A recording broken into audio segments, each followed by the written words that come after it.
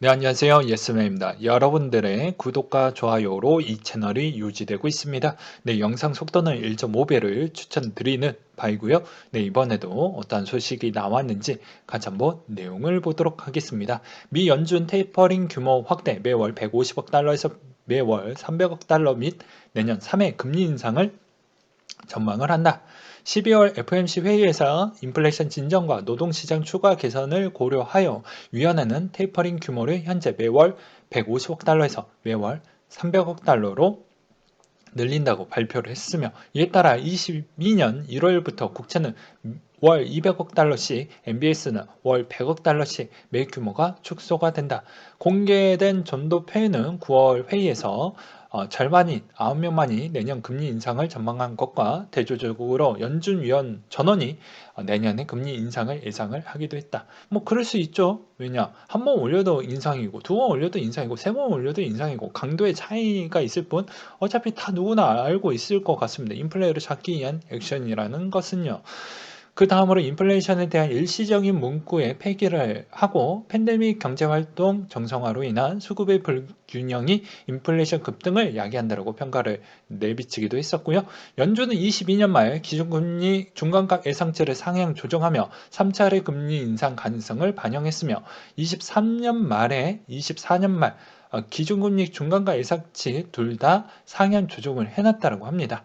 그래서 이 상향 조정을 했다라는 건 그만큼 기대 인플레이션을 빠르게 부셔버리겠다라는 걸 좀 보여주는 측면이 있었고요. 코어 PCE와 그 다음으로 실업률 추이 부분도 다 괜찮아질 것이다 라는 측면에 따른 전망치도 나와주기도 했습니다. 네, 파월 연준 의장이 인플레이션 상승세가 심화될 위험이 높아지고 있으며, 22년에 테이퍼링 종료된 이후 금리 인상까지는 오랜 시간이 걸리지 않을 것이라는 발언 또한 테이퍼링 조기 종료와 연준의 금리 인상 여지에 부여한 것이 좀 있었다라는 내용이 있었고요. 달러 인덱스 추이는 96.36을 기록을 했다고 합니다. 미 연준의 12월 FOMC 회의, 인플레이션에 대한 대응을 하기 위해 테이퍼링 가속화 발표하는 등 매파적 행동에도 불구하고 거의 뭐 예상치만큼 나오다 보니까 시장이 생각보다 좀 안정화됐고, 이 달러 인덱스도 그렇게 뭐 세게 나오지도 않았죠. 그 다음으로 금 가격 추이는 온스당 1762달러 선의 마감을 또 보여주기도 했었는데요. 이것도 마찬가지로 그 박스권, 그러니까 시장의 예상과 완전히 동떨어진 그런 액션이 나와 주었으면 뭐 걱정을 했겠지만 전혀 그러지 않았다. 그리고 유가를 보게 되면 배럴당 70.87달러 선에 마감을 보여주었다고 하는데요. 오미크론 변이 확산에 따른 원유 수요 감소 우려에도 불구하고 미국의 에너지 정보청이 주간 원유 재고가 3주 연속 감소했다라는 소식에 강해졌다라는 측면과, 그리고 더불어 이번에 석화가 실적이 상당히 좋게 나왔다고 합니다. 그래서 아무래도 성과급 잔치가 아주 장난 아니게 나오게 될 것인데, 또 민심은 또 어떻게 나올 것인지 내로남불이겠죠 아무래도. 예. 그런 측면에 따른 내용이 또 나와준 게 있었고요. 그 다음에 이제 보충 설명 좀 하도록 하겠습니다. 암호화폐에 따른 생각을 약간 파워 의장이 이야기했던 부분이 있어서 좀 더 이야기를 하고 넘어가는 게 바람직할 것 같아서요. 그래서 한번 준비를 해 보았는데요. 인플레이션이 일시적이지 않고 지속될 리스크가 존재를 한다. 이 말의 의미는 무엇이냐면, 기대 인플레를 빨리 눌리고 이거 존재가 되니까 내가 어떻게 해서든 잡아보겠다라는 게 일단 영순이라고 보시면 될 것 같습니다. 그리고 팬데믹 이전의 경제로는 돌아갈 수 없다라는 측면은 어, 매우 주관적으로 제가 해석을 하는 거니까 각자 또 생각과 다를 수가 있어요. 일단은 뭐 그만큼 금리를 파격적으로 내리면서 시장의 안정화를 줬지만, 그거에 따른 부작용으로 인플레가 나왔고, 그게 어느 정도 제품의 가격이 이미 정가가 됐던 부분도 없지 않아 있기 때문에, 그것을 되돌려서 보았을 때는 뭐 완벽하게 되돌아갈 수는 없겠죠. 그리고 이미 또 그만큼 과거 때만큼 금리를 다시 또 비슷한 만큼 올려놔야 되는데, 그것도 쉽지는 않을 것으로 보여집니다. 그 이유는 뭐 여러분들도 알고 계시는 이번 코로나 바이러스가 어느 시점에서 종료가 될 것인지에 따른 속도 조절이 분명히 필요할 것이다라는 걸 파월 연준 의장도 알고 있는 거겠죠. 그 다음으로 자산의 밸류에이션은 좀 높은 편이다 라고 이야기를 하면서 겁을 주고 있죠. 야, 나 조만간에 네 때릴 수 있어. 때릴 수 있어. 이제 주먹이 중간까지 왔다라는 걸 얘기를 해주고 있습니다. 그러하다 보니까 시장에 좀 겁 좀 내세요. 그리고 기대 인플레에 따른 기대감 약간 내려두세요. 라는 걸 좀 보여주었다라고 저는 생각이 들고요. 암호화폐는 위험하다. 어떤 것도 뒷받침하고 있지 않아요. 라고 이야기가 나왔는데 이거는 여러 의견이 엇갈릴 것 같습니다. 왜냐하면 기사가 주제를 어떻게 뽑았느냐에 따라서 좀 달라질 수가 있거든요. 왜냐하면 암호화폐 위험하다라고 이야기를 했지만 암호화폐가 차지하는 투자 시장에 차지하는 비중은 아직 좀 낮다라고도 이야기를 또 하기도 했거든요. 그러하다 보니까 당연히 어떤 쪽을 기준으로 해서 주제를 뽑으면 좀 얘기가 달라질 수가 있잖아요. 근데 저는 이 두 가지 내용을 좀 보면서 어떠한 생각이 좀 들었냐면 암호화폐는 위험하다. 위험하니까 그만큼 초고위험 투자는 약간 좀 지양을 해줬으면 좋겠다. 내가 분명히 금리 인상한다라고 얘기했고 분명히 나머지 자산 시장에 영향을 끼칠 수가 있다라고 이야기를 했음에도 불구하고도 예, 앞에 그 이야기를 했던 거죠. 자산 밸류에이션을 전체적으로 높다. 그러니까 암호화폐도 포함이 되어져 있는 거고요. 그러하다 보니까 당연히 좀 자제해라. 그리고 또 투자 시장이 그렇게 파이가 크지 않는다라는 의미는 어느 정도 그게 생각보다 개입량은 적을 것이다. 그리고 따로 규제는 좀 덜할 것이다 라고 보시는 분들도 있는데 저는 좀 반대입니다. 네, 스테이블 코인은 적절히 규제받고 있지 않는다라는 언급을 해버렸기 때문에 아무래도 이제 내년에 나오는 스테이블 코인의 규제 방향성이 나올 것인데 간단하게 이야기를 하면 뭐 이런 거라고 볼 수가 있어요. 자, 나무에 열매가 수두룩하게 나뭇가지 안에 꽉 찼습니다. 그러면 이 나무에 있는 이 뿌리를 이렇게 건들면 어떻게 될까요? 예, 다 같이 흔들리겠죠. 즉, 스테이블 코인 부분만 이렇게 꽉 잡고 흔들면 알트코인 다 무너집니다. 비트코인도 마찬가지 라고도 볼 수가 있겠죠. 왜 그러냐면 디파이 시스템과 NFT 부분과에 따른 연결적 고리관계가 또 있기 때문입니다. 그리고 최근에 또 논란이 있었던 뭐 테더 부분도 뭐 피해갈 수가 없겠죠. 그래서 스테이블 코인을 바라보는 입장이 금융 쪽 종사자 입장과 크립토 시장을 보는 또 관계자 입장들에 대한 의견이 좁혀지지는 않겠지만 어차피 여기에 있는 수장들은 상당히 보수적이고 그 보수적인 부분에 따라서 어차피 투자 시장에 약간의 위험도가 내년부터 본격적으로 보여지니까 사전에 방어적으로 이제 도망갈 여지를 좀 주는 거죠. 나 이때부터 할 거니까 너희들 눈치껏 빨리 도망쳐. 대놓고 얘기하기에는 좀 그러하니까. 그래서 눈치를 좀 주고 약간의 흔들릴 수 있는 부분도 좀 상반기 때도 조심할 필요성은 있을 것 같다. 뭐 이렇게 저는 들리기도 했습니다.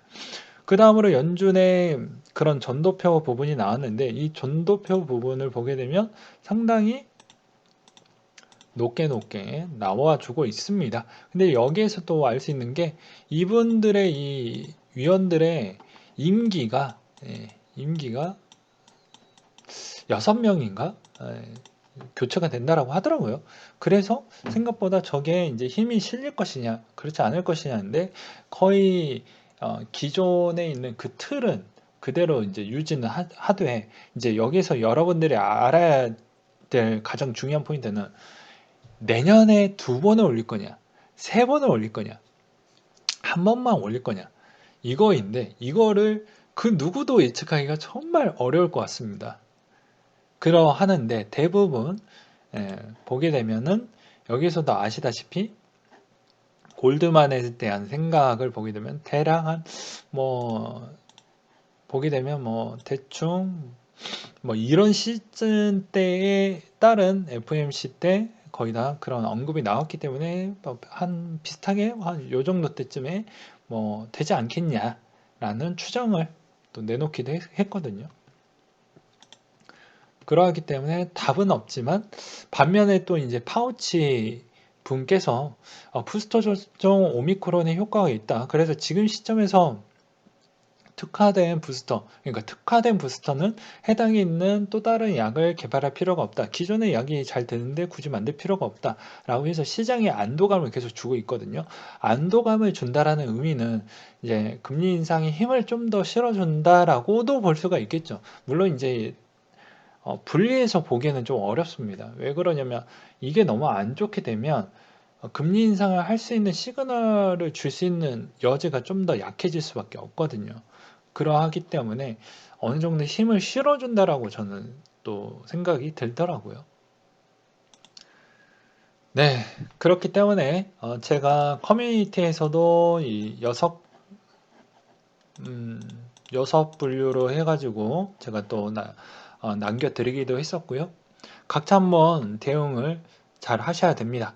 어떤 구독자님이 뭐 정말 감사하게 너랑 좀 비슷하게 타점을 맞춰가지고 투자를 좀 임해야 되겠다라고 이제 남겨주셨던 글을 보았는데요.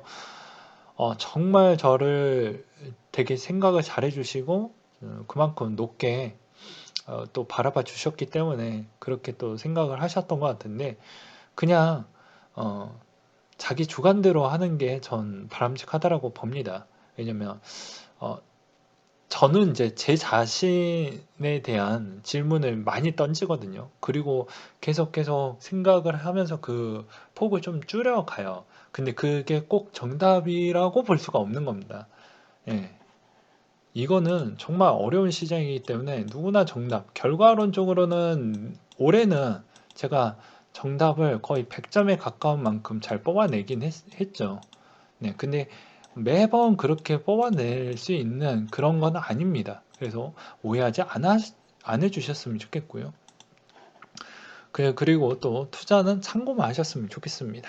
그리고 통화 스와프의 종료는 한국이 말 안 들으니까 연장 안 해준다. 그리고 환율이 폭등하면 비트코인 가지는 사람들한테 호재다 라고 하지만 통화 스와프를 종료를 한다라고 해서 당장 한국에 따른 문제점이 나오기에는 좀 어렵다. 이거는 왜 그걸 알 수 있냐? 한국에 제가 외환 보유고 부분도 가끔씩 어, 올려드리죠. 그래서 그 내용을 보게 되면 아주 많이 가지고 있습니다. 그래서 크게 문제될 여지가 아니기 때문에 절대로 그런 심리적 요인만 오지 않는다고 하면 크게 요동은 안 칠 것 같다라는 생각이 좀 들고요. 그래서 이분과 의견은 좀 반대된다라는 의견으로 한번 가지고 와봤습니다. 그 다음으로 P2E 게임 국내 합법화 국민청원 동참 부탁드립니다. 라고 해서 청원이 올라온 게 있었습니다. 청원에 뭐 이런 내용이 나와져 있긴 하는데 뭐 저번에도 말씀드렸다시피 이 청원의 내용이 너무 길어요. 그래서 요약 부분이 뒷부분에 좀 써져 있더라고요.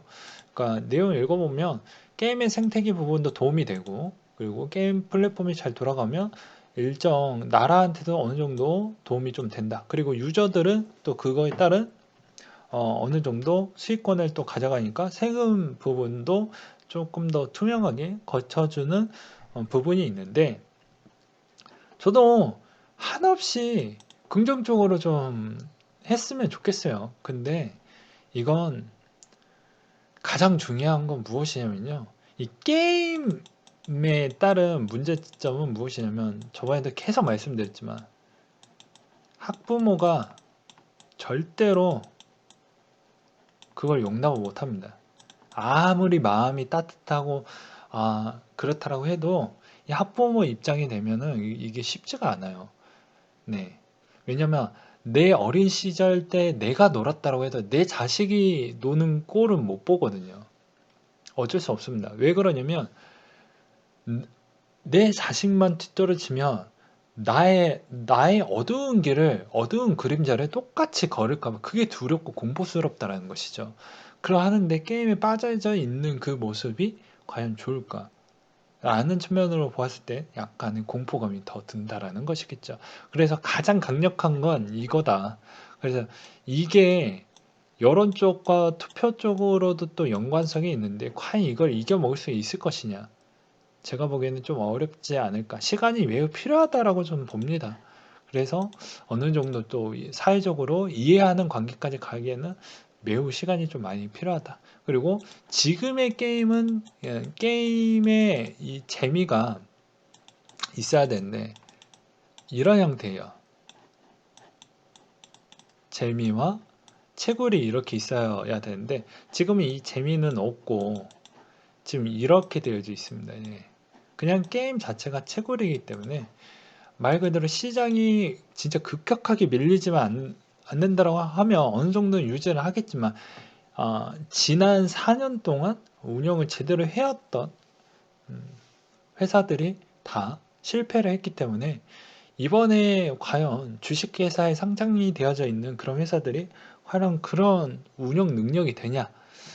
제가 보기에는 리니지를 운영했던 NC소프트를 제외한 나머지 부분의 게임 그런 걸 보게 되면 그렇게 썩 운영을 잘했다라고 보기가 어렵다라고 좀 보고 있습니다. 그러하기 때문에 다소 또 축적된 경험치와 미숙한 부분이 또 이 많은 시간이 좀 필요하다. 뭐 이런 정도로 좀 정리를 하고 가도록 하겠고요. 그 다음으로 대법원 잘못 들어온 비트코인 써도 배임죄 아니다 라는 내용이 나온 게 있었는데요. 12월 16일 기준으로 대법원 3부에서 특정 경제범죄, 가중처벌 등에 관한 법률 위반 혐의로 기소된 A씨의 상고심에서 징역 1년 6개월에 선고한 원심을 파기하고 사건을 고등법원으로 돌려보냈다고 하는데요. 이게 차고 송금에 따른 원칙상 보상관계가 성립된다라고 일관되게 판결해온 대법원이 다른 결론을 냈다라고 합니다. 그래서 이 내용이 좀 중요하겠죠. 해당 비트코인은 그리스인 B씨가 전자지갑에 보관이 되어져 있었으나 원인이 알 수 없는 이유로 A씨 계정으로 이체가 됐다.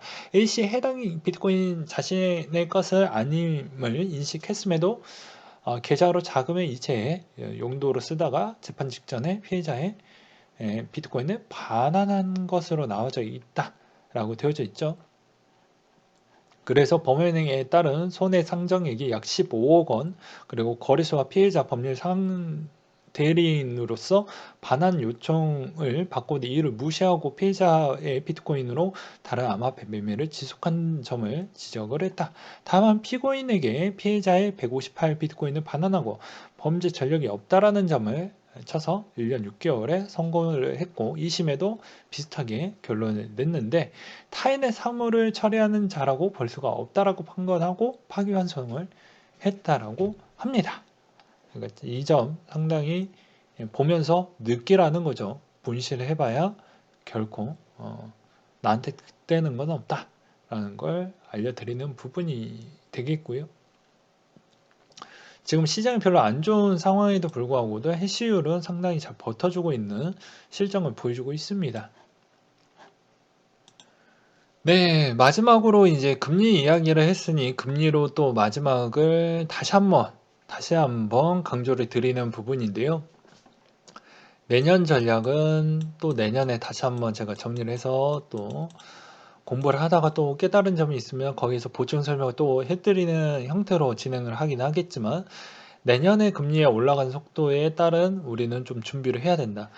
최근에 나스닥 자체도 좀 좋아지기도 하고 잘 방어를 해주고 있는 시장인데 나스닥의 업종별 추이를 보게 되면 벌써 가치주 쪽으로 이미 손바뀜 현상이 일어나고 있습니다. 기술주는 어느 정도 방어를 해주고 있긴 하지만 지금의 손바뀜으로 가치주 부분에 따른 형태로 돈이 한동안 안 들어왔거든요.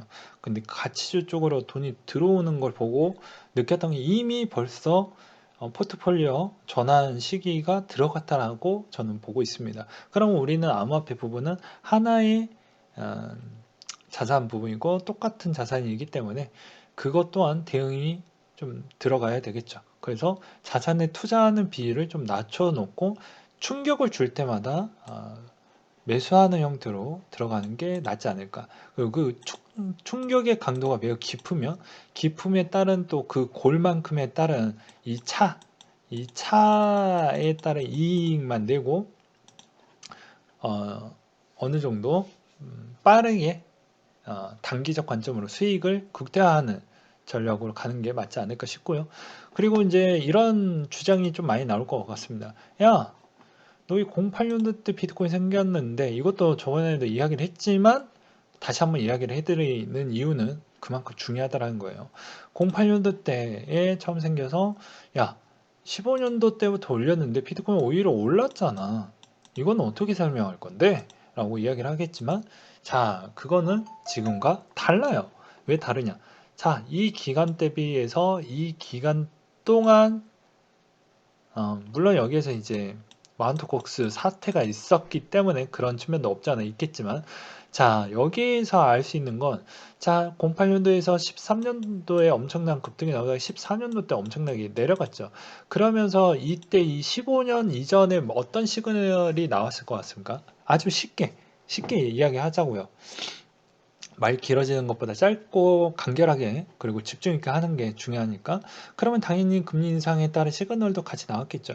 그러하면서 15년도 때부터 올라가기 시작을 한 겁니다. 근데 이때는 또 이때와에 따른 금리 인상이 올라가면서 시장이 오히려 같이 따라갔던 배경은 시장이 좋았기 때문이죠. 시장이 안 좋으면서 금리를 올리는 거와 시장이 회복되고 더욱더 좋아지면서 가중되면서 더 좋아지는 건 의미가 다르다는 겁니다. 그러니까 이때도 금리를 계속 3월, 6월, 12월, 3월, 6월, 9월 이렇게 올리면서 계속 올렸죠. 그만큼 체력이 되고 시장이 좋고 경기가 상당히 좋았습니다. 좋은 거 계속 검증하고 확인하고 또 올리고 하니까 당연히 이제 어느 정도 내 지갑에도 어느 정도 다시 두터워지고 있다라는 걸 느껴지니 이제 다른 쪽에 투자할 수 있을 만한 그런 어떻게 보면 그런 안목도 좀 많이 들어왔겠죠. 그래서 그거는 조금은 다르다. 이번 시점은 조금은 다르다. 왜 그러냐면 금리를 올리는 건 인플레를 잡기 위한 측면인데 이게 찐 인플레가 아니다라고도 제가 설명을 드렸잖아요. 이게 변목 현상도 있고 코로나에 따른 영향도 있는데 이게 코로나가 아예 없어졌을 때에 따른 인플레가 얼마만큼 올 것인지 그리고 또 약간 기후도 또 따라주지 않았습니까? 그래서 이 삼중고가 있는데 이 삼중고를 어떻게 할 것이냐 가 좀 관건이 될 것 같습니다. 그래서 그냥 아무 생각 없이 인플레만 올라서 올리기에는 좀 어렵다. 그래서 연준이 생각이 생각보다 복잡할 것 같고 어떤 전문가든 간에 내년에 어떤 의견이 다 엇갈리거나 그럴 확률이 매우 높기 때문에 이런 이야기도 들어보시고 저런 이야기도 좀 들어봐야 되지 않는 시즌인가 싶습니다. 그래서 올라갔던 배경의 포인트는 결론은 시장이 생각보다 좋아졌고 경제가 받쳐주었기 때문에 비트코인도 같이 올랐다라고 보는 게 가장 바람직하다라고 생각을 하시면 될 것 같습니다. 그렇기 때문에 이번에 내년에 올라가는 속도 부분도 비트코인에 영향도 주겠지만 애초에 연준에 따른 목소리 메시지 부분을 또 겹쳐서 보시고 그리고 횟수도 중요하기 때문에 횟수도 얼마만큼 할 거냐도 이게 이번 내년에 가장 중요한 척도라고 보시면 될 것 같습니다. 만약에 시작을 하게 되면 아무래도 이 가장 좀 꺼림칙한 이 두 번째가 될 것 같은데 그것이 별게 안 나오길 바라야 되겠죠. 네, 한 요 정도로 이상으로 한번 마무리를 지어 보려고 합니다. 네, 이상으로 마치도록 할게요.